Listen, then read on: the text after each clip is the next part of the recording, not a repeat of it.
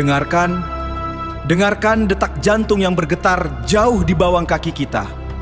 Di sini, di tanah ini, di bawah lapisan tanah Nusantara yang kita pijak, tertidur sebuah rahasia yang terkubur oleh waktu. Kita sering diberitahu bahwa kita adalah murid dari sejarah bangsa lain. Tapi hari ini, biarlah tanah ini bicara. Mungkin kita bukanlah pewaris sejarah. Mungkin kitalah asal mula peradaban dunia.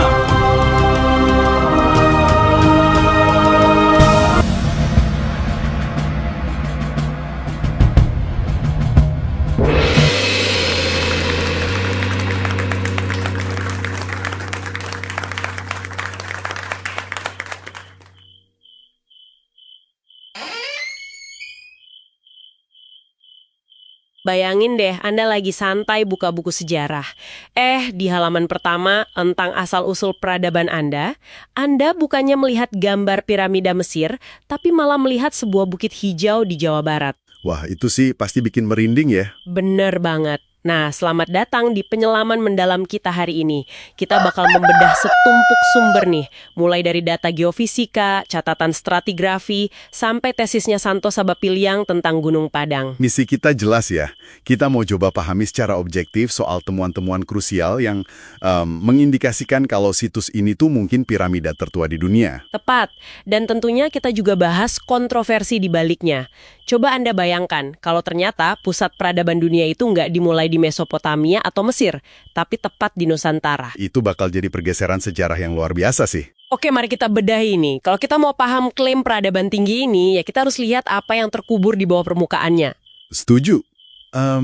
Situs ini tuh ibaratnya punya 4 lapisan gitu. Lapisan teratas atau unit 1 itu usianya sekitar 2.500 sampai 3.500 tahun. Masih cukup masuk akal ya kalau di usia segitu? Betul.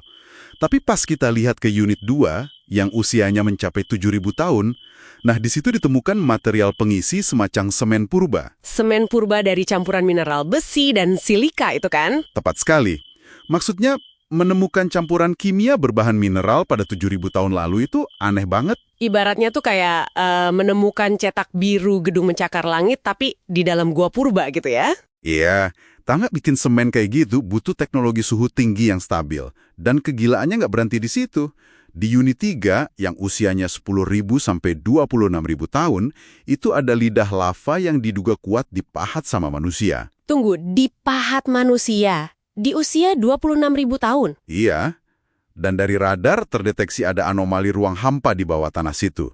Buktinya, pas pengeboran, air bornya tiba-tiba hilang drastis. Oh, berarti airnya masuk ke semacam ruangan kosong buatan di bawah sana, Jong? Betul. Ditambah lagi, di sana juga ditemukan artefak batu buatan manusia yang wujudnya mirip senjata kujang. Wah, rentetan temuan anomali ini pasti memicu teori baru sih.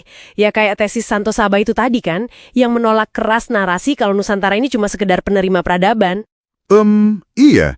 Dia berpendapat kita ini justru epicentrum peradaban maju karena kekayaan hayati dan mineral kita. Identik dengan Atlantis atau Sundaland lah kasarnya. Nah, di sini nih mulai jadi sangat menarik. Kan tanpa memihak, kita juga harus lihat dari sisi sains arus utamanya. Pastinya, publikasi tim Gunung Padang di jurnal internasional, Archaeological Prospection, itu kan akhirnya ditarik kembali karena perdebatan para pakar. Iya, karena pakar geologi menganggap itu cuma leher gunung berapi biasa kan. Sampel karbonnya dianggap cuma endapan tanah alam. Arkeolog konvensional juga bilang usianya paling cuma dari abad ke-2 sampai ke-8 Masehi. Betul.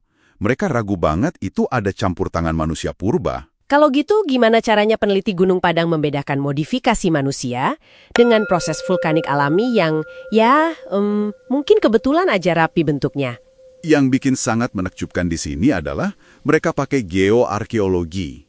Mereka mengecek arah magnetisme batuan di sana. Oh, jadi batu punya semacam memori arah kutub bumi gitu saat membeku? Persis. Kalau pilar batu itu murni bentukan gunung berapi yang nggak pernah disentuh, arah magnetnya bakal seragam semuanya. Sebentar, berarti hasil pemindaian di Gunung Padang arah magnetnya beda-beda? Acak dan saling silang. Artinya, batu-batu itu pasti udah dicabut, dipindahkan, dan disusun ulang secara manual. Wow, itu bukti yang kuat banget. Jadi buat Anda yang mendengarkan, kenapa sih Anda harus peduli sama batu-batu tua ini? Ya karena luas areanya itu 10 kali lipat Candi Borobudur loh. Betul, dan kalau ini terbukti secara utuh, ini bakal menulis ulang identitas global peradaban manusia. Sangat menantang batasan pemahaman kita tentang sejarah sih kalau dipikir-pikir. Yang akhirnya membawa kita ke satu pemikiran provokatif buat Anda renungkan hari ini. Kalau sebuah peradaban dengan kecerdasan teknologi sedemikian rupa bisa tertimbun tanah dan benar-benar terlupakan oleh waktu, apa jaminannya kalau kota-kota metropolis kita saat ini nggak bakal berakhir sekedar jadi bukit misterius buat peneliti di puluhan ribu tahun mendatang?